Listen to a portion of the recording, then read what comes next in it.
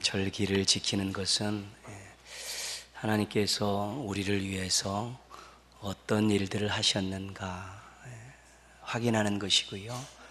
그 하나님 베푸신 놀라운 일들에 대해서 우리가 신앙과 삶으로 제대로 반응하고 있는가, 이것을 확인하는 것입니다.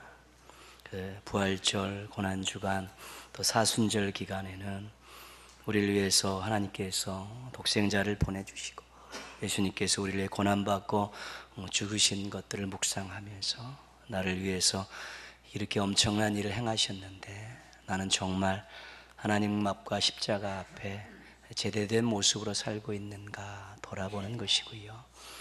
오늘부터 이제 성탄절 전까지 4주간을 대강절로 보내고 있습니다. 예수님이 이 땅에 인간의 몸을 입고 오셨는데 그것이 나에게 어떤 의미가 있고 그런 엄청난 은혜를 베푸신 우리 하나님 앞에 내가 지금 신앙으로 삶으로 잘 점검하고 또 아름다운 모습으로 하나님 앞에 반응하고 있는가, 이것을 돌아보는 것입니다. 그래서 이 절기라는 것을 그냥 일상과 똑같이 보낼 수도 있습니다. 그러나 우리가 성탄절을 앞에 두고 이 한 달간 4주간을 정말로 예수님의 인간의 몸을 입고 오심에 대해서 그것이 자신에게 어떤 의미가 있는가를 곰곰이 되씹어 보면서 내가 정말 하나님 앞에 부끄럽지 않게 살고 있고 내 신앙의 온도가 정말 내려가고 있지는 않은가 잘 점검한다면 신앙의 힘을 얻을 수 있고 삶의 활력을 얻을 수 있고 또 미래를 바라봄에 있어서 큰 소망을 얻을 수 있게 되는 것입니다. 대강절 절기를 또 잘 보내는 가운데 여러분의 신앙과 삶에 새로운 힘이 솟아나기를 주님의 이름으로 축복합니다. 성경은 우리가 읽으면 읽을수록 하나님이 어떤 분인가를 알게 해줍니다. 또 하나님께서 어떤 마음을 갖고 계시고 어떤 계획을 가셨고 그 계획을 이루시기 위해 어떤 일을 하셨는가를 잘 알게 됩니다. 성경의 많은 부분들은 하나님이 누구냐, 하나님이 어떤 분이냐라는 그런 고백과 관련된 내용들을 가득 담고 있고요. 그 하나님께서 어떤 말씀을 하셨고 어떤 일을 하셨고 어떤 계획을 가지고 어떻게 역사를 이끌어 오셨는가가 자세히 기록이 되어 있습니다. 그래서 말씀 속에 깊이 들어갈수록 하나님과의 관계가 더 뜨거워질 수 있고요. 말씀 속에 깊이 들어갈수록 하나님이 하신 일 때문에 가슴이 더 뜨겁고요. 또 하나님이 하신 그 일을 바라보면서 오늘 하나님께서 나에게도 이런 일을 이루어 주실 것이라는 믿음이 생기기 시작하면 더욱더 멋진 인생을 살아갈 수 있게 되는 것입니다. 성경에서 하나님에 대한 최초의 고백은 그냥 성경 처음 피자마자 나오는 것이죠. 태초에 하나님이 천지를 창조하시니라. 창세기 1장 1절이 성경의 첫 번째부터 하나님이 어떤 분이시고 어떤 일을 하셨는가에 대한 내용으로 시작을 하고 있습니다. 창조주라는 것이죠. 온 우주 만물을 설계하셨고 만드셨고 지금도 그것을 운행하고 계신 분이라는 고백이 창세기 1장 1절의 고백입니다. 성경이 하나님에 대한 최초의 고백이고 가장 중요한 고백이기도 합니다. 창조주는 한 분입니다. 그런데 창조주 하나님이 만드신 모든 것들은 수도 없이 많은 종류들이 있습니다.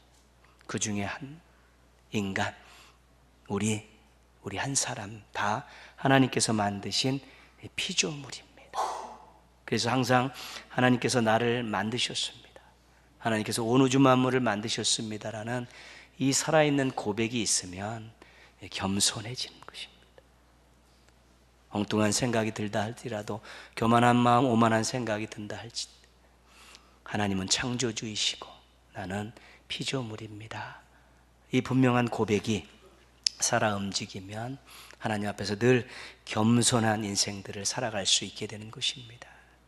그때 창조주 하나님과 피조물을 우리는 비교할 수 없습니다.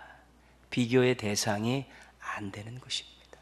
창조주와 피조물은 질적으로 다른 존재이고 다른 세상에 살고 있는 것이기 때문에 비교가 안 됩니다.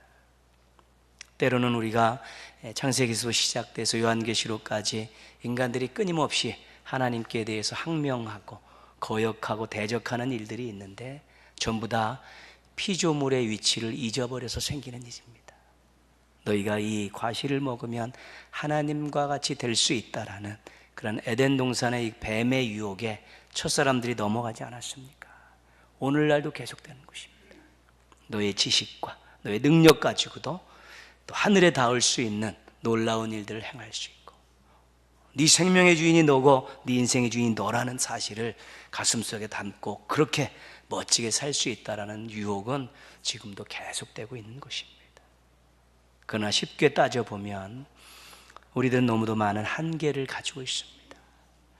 능력의 한계가 있습니다. 하나님은 못하시는 일이 없는데 우리는 못하는 일들이 더 많습니다. 하나님께서는 온 우주 만물을 한눈에 보시면서 모든 것들을 주관하고 계신데 우리는 이 지구상의 한 점과 같은 작은 공간 안에서 아웅다웅하며 살고 있는 것이고 하나님께서는 영원에서 영원까지 인간의 계산으로 측량할 수 없는 그런 시간 속에 살고 계신데 우리는 100년 남짓한 짧은 시간 안에 살고 있는 것입니다. 그 때문에 비교 대상이 될 수가 없는 것이지요. 피조물들이 창조주에 대해서 다른 생각을 갖는 그 자체가 우스운 일이고 성경에서는 그것을 죄라고 말하고 있는 것입니다.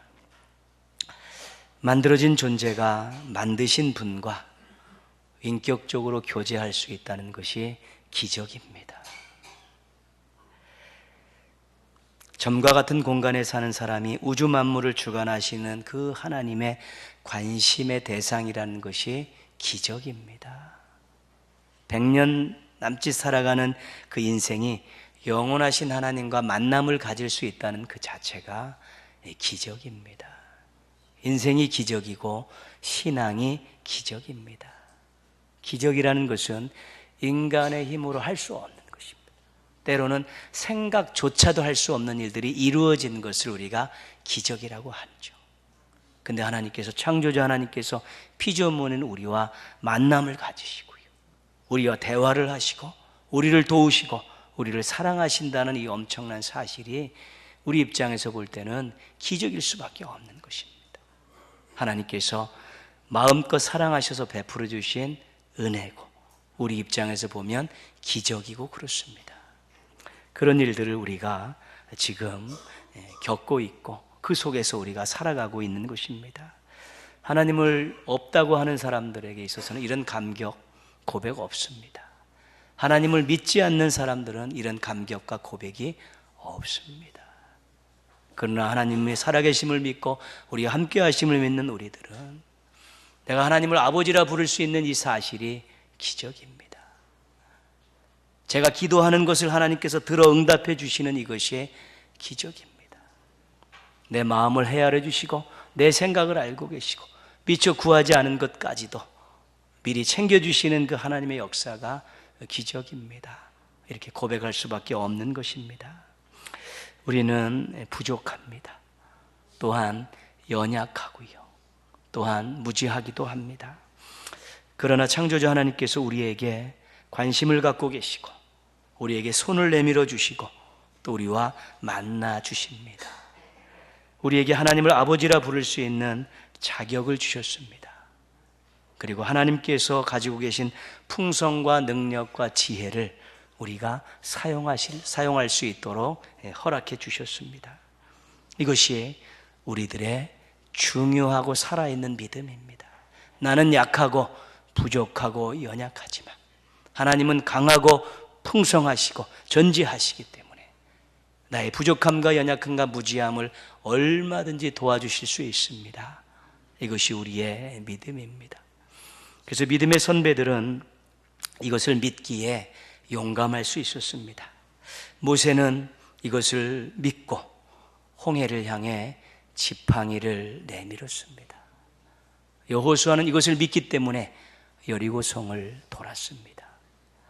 다윗은 이것을 믿기 때문에 물맷돌을 던졌습니다. 바울은 이것을 믿기 때문에 거세게 대항하는 어두운 세상을 향해 복음을 외쳤습니다. 인간의 눈으로 볼 때 결안으로 파헤치는 것 같은 그러한 현장 속에서 창조주 하나님의 능력을 믿던 연약한 인생들의 그 믿음의 그런 작은 말과 몸짓들이 놀라운 역사를 이루겠다는 것이죠. 홍해가 갈라지고 여리고성이 무너지고 골리앗이 뒤로 날아 떨어지고 마음의 문을 닫고 있던 많은 사람들이 복음의 문을 여는 그러한 일들이 일어나게 되었다는 것입니다. 우리가 태초에 하나님이 천지를 창조하시니라, 이 창세기 1장 1절 성경 처음에 나오는 이 창조주 하나님에 대한 이 확신과 믿음을 가질 때 부족하고 연약하고 무지하지만 우리는 얼마든지 세상을 향해 우리에게 맡겨준 일들을 향해서 참으로 도전장을 던질 수 있고 또 그 속에서 아름답고 놀랍고 귀한 역사들을 경험할 수 있게 되는 것입니다. 그게 신앙입니다.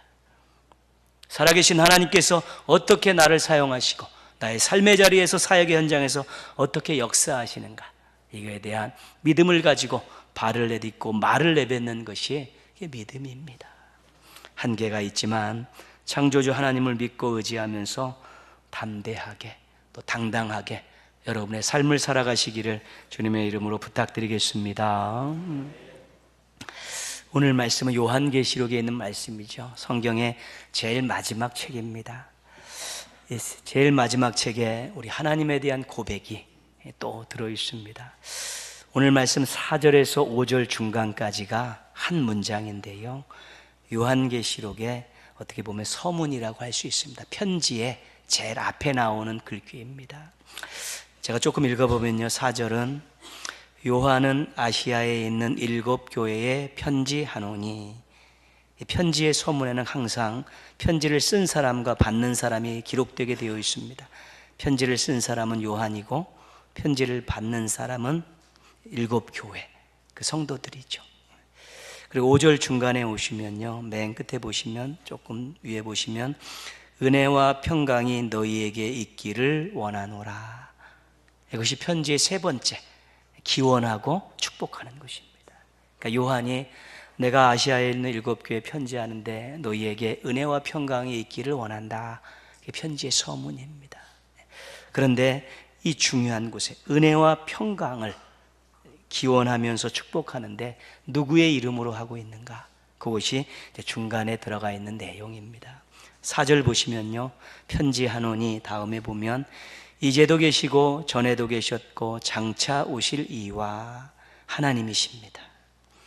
그의 보좌 앞에 있는 7 영과 성령님이시고요, 또 충성된 증인으로 죽은 자들 가운데서 먼저 나시고 땅의 임금들의 머리가 되신 예수 그리스도로 말미암아 예수님이십니다.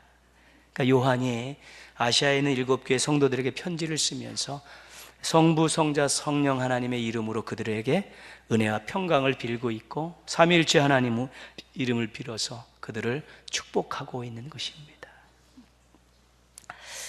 요한계시록의 하나님 고백을 우리가 앞에서 살펴보았는데요, 이제도 계시고 전에도 계셨고 장차 오시리라, 그렇게 말씀하고 있습니다. 우리 8절 말씀입니다. 8절 말씀, 요한계시록 1장 8절, 하나님께서 당신 자신을 소개하고 있는 내용인데 같이 한번 읽겠습니다. 주 하나님이 이르시되 나는 알파와 오메가라, 이제도 있고 전에도 있었고 장차 올 자요 전능한 자라 하시더라. 세 가지 말씀하시죠. 알파와 오메가다, 이제도 있고 전에도 있었고 장차 올 자다, 또 전능한 자다. 하나님께서 스스로 인간들에게 고백하신 그런 내용 아니겠습니까? 알파와 오메가, 처음과 끝, 그러니까 처음부터 끝까지 모든 것들을 다 알고 계시고 모든 것들을 다 주관하시는 분이라는 것이고요. 전능한 자라는 것은 우리가 창조주 하나님으로 통해서 알 수 있었던 내용이죠. 그런데 오늘 하나님께서 말씀하신 내용, 또 우리 4절에서도 볼 수 있던 내용, 이제도 계시고 전에도 계셨고 장차 오실 일. 이제도 계시고는 현재입니다. 현재도 살아계셔서 역사하시는 하나님. 전에도 계셨고는 과거입니다. 과거에도 모든 것들을 주관하셨던 하나님이고요. 장차 오실 이는 미래입니다.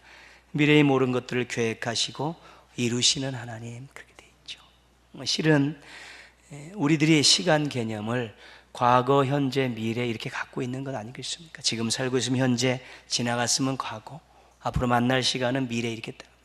근데 하나님에게 우리 시간과는 다릅니다. 하나님의 시간은 그냥 영원입니다.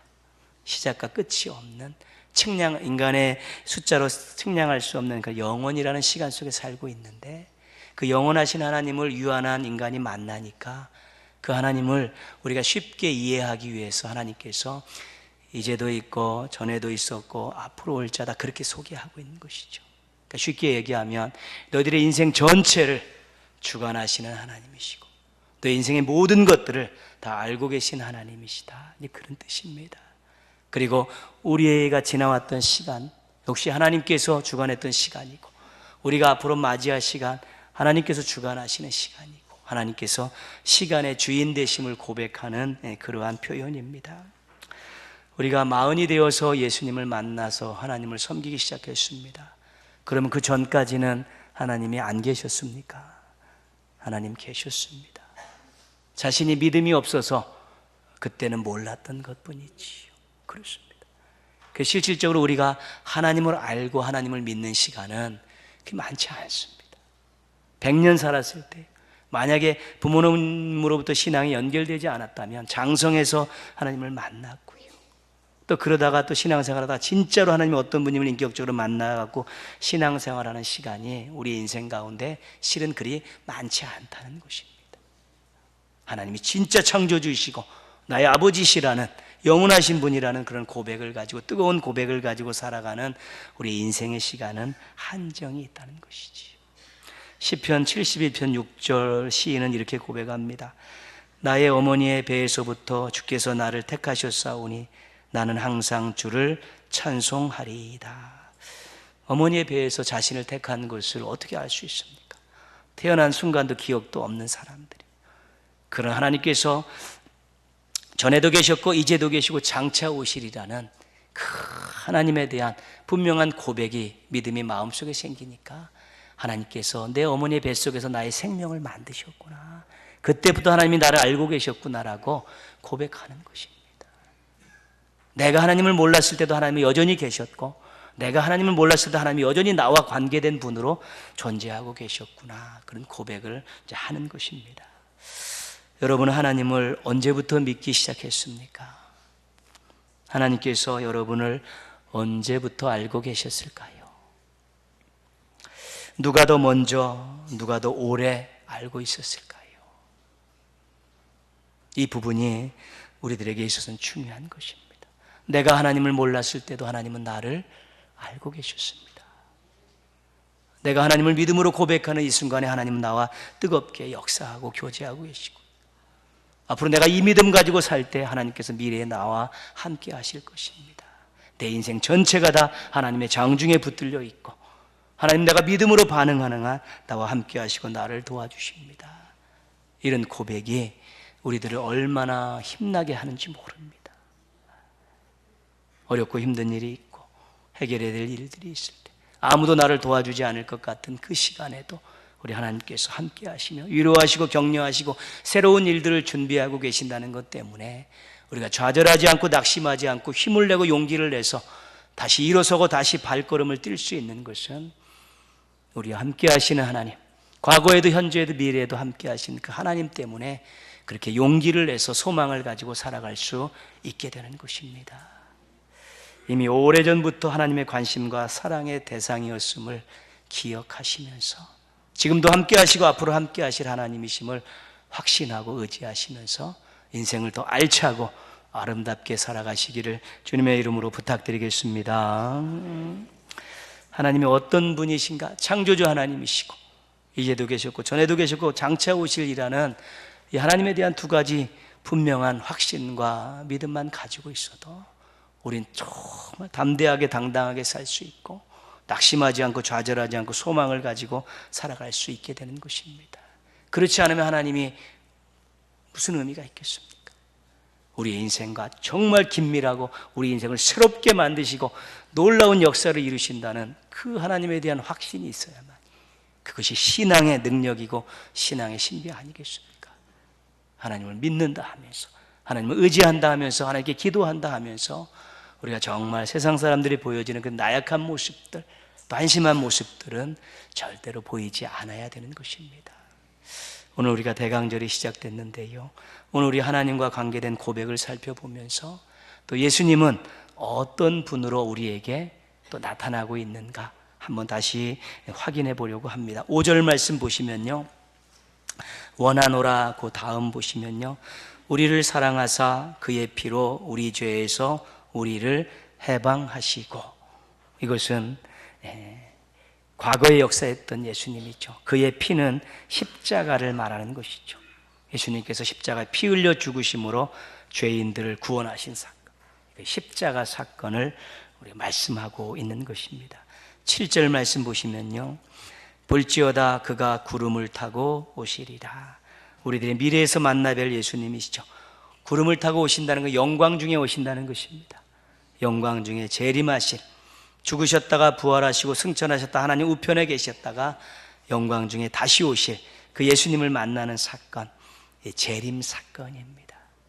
그래서 우리가 우리의 시간으로 과거에는 십자가 사건을 붙들고 있고요, 미래에는 재림 사건을 바라보고 있는 것입니다. 여러분, 십자가 사건을 기억하며 예수님께서 나를 위해 십자가에 달려 돌아가셨다는 그 일을 여러분이 기억할 때마다, 생각할 때마다, 묵상할 때마다 어떤 마음이 듭니까?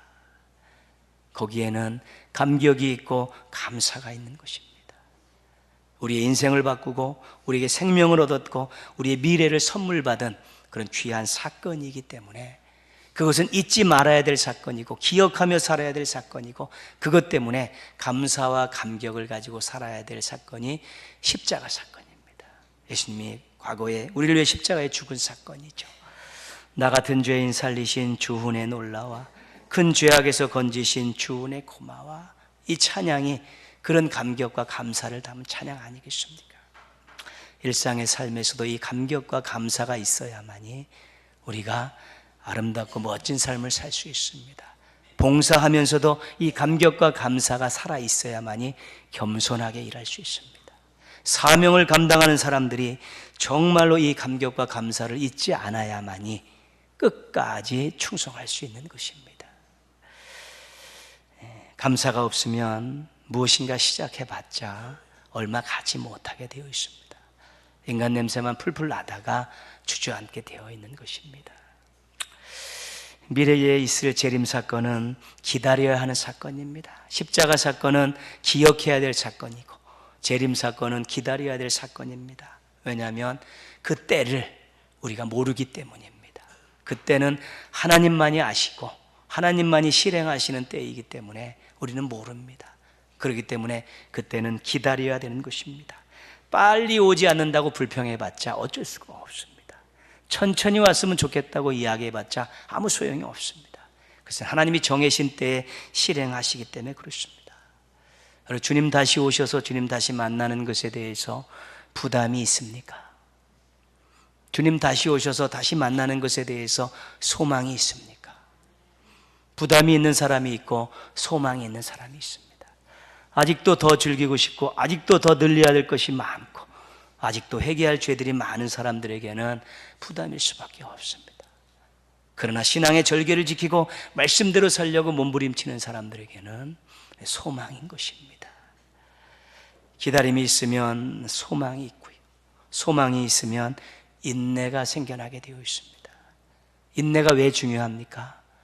인내는 예수님의 마음 알 수 있는 것이고요, 또 성령의 열매를 맺는 시점이기 때문에 중요한 것입니다. 주님을 기다리는 그 마음속, 소망을 가지고 기다릴 때 잘 이루어지지 않는, 때가 되지 않아서 여전히 겪어야 될 많은 일이 있을 때도 그 인내 속에서 예수님의 마음을, 성령의 열매를 맺게 되면서 더욱더 주님 앞에서 아름다운 모습을 간직할 수 있게 되는 것입니다. 재림을 기다리면서 소망을 잃지 않으면 이 땅을 살아감에 있어서 힘을 얻을 수 있는 것입니다.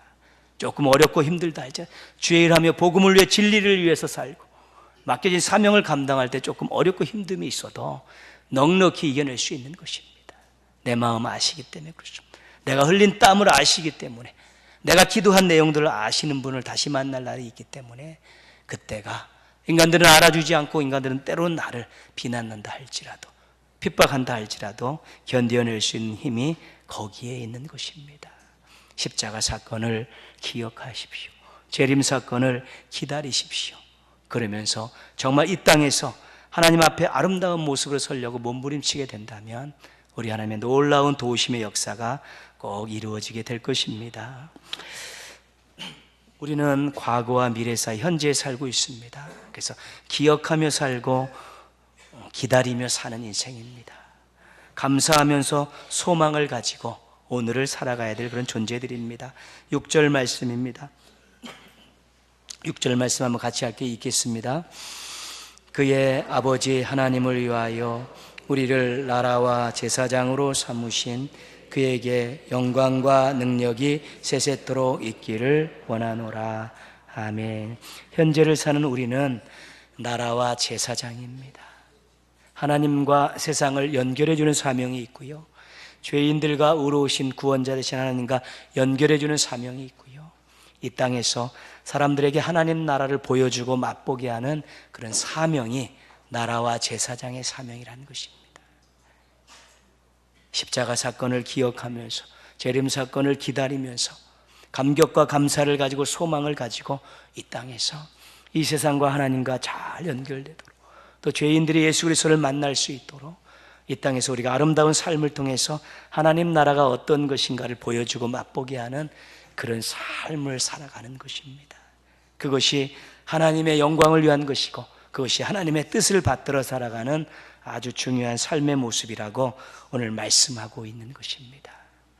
과거에, 현재에, 미래에 우리 하나님께서는 여전히 존재하시면서 우리에게 관심을 갖고 사랑을 베풀고 계십니다.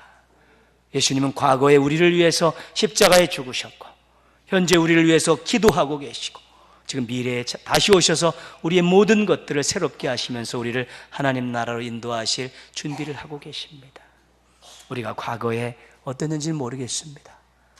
그러나 정말 하나님 안에서 모든 것들을 다 내어놓고 오늘을 살아갈 때는 하나님의 자녀고 나라와 제사장이고 하나님의 사랑과 은혜의 관심의 대상이라는 분명한 의지를 가지고 하나님 영광을 위해 살겠습니다, 아버지 뜻대로 살겠습니다라는 그 마음만 갖고 산다면 우리는 정말 멋진 인생 살아갈 수 있고요, 때로 힘들고 어려움 속에서도 소망을 가지고 살아갈 수 있게 되고요, 또 다시 오실 예수님 때문에 하나님 나라에 갈 수 있는 그런 미래에 예약된 일들이 있기 때문에 하나님과 예수님의 과거, 현재, 미래의 아름다운 그런 사역 때문에 우리가 우리의 전 인생을 하나님께 드릴 수 있고 맡길 수 있게 된 것입니다. 예수님의 과거가 우리에게 감사가 되고 예수님의 미래가 우리에게 소망이 되면서 우리 현재 아름답고 멋진 삶을 살기 위해 하나님의 영광을 위해 아버지 뜻대로 살기 위해 노력하십시다. 특별히 대강절 절기에 예수님께서 나를 위해 이 땅에 인간의 몸을 입고 오셨다는 이 귀한 사실을 다시 한번 곱씹으면서 오늘 내가 어떤 마음으로 살아야 될까, 오늘 내가 어떤 생각을 가지고 살아야 되고 오늘을 내가 현재를 내가 어떻게 살아가야 될까를 다시 한번 곰곰이 생각하고 또 기도하신다면 우리 또 하나님의 은혜 가운데에서 만족하고 또 멋진 인생들 또 살아갈 수 있게 될 것입니다. 예수님과 동행하는 따뜻한 마음과 환한 웃음과 사랑의 손길에 있는 삶을 살기 위해서 이 대강절 기간 더욱더 기도 많이 하시고 말씀 묵상 많이 하시고 힘찬 발걸음을 내딛는 멋진 성도들 되시기를 주님의 이름으로 축원합니다. 아멘.